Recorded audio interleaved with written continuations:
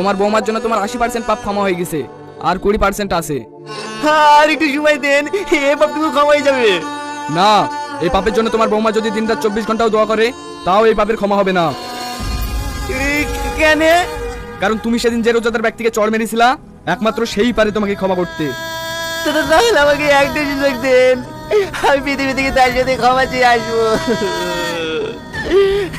আচ্ছা ঠিক আছে, তুমি যখন বারবার বলছো, যাও, তোমাকে 1 কোর্স সময় দিলাম, দেখো ক্ষমা চাইতে পারো কি।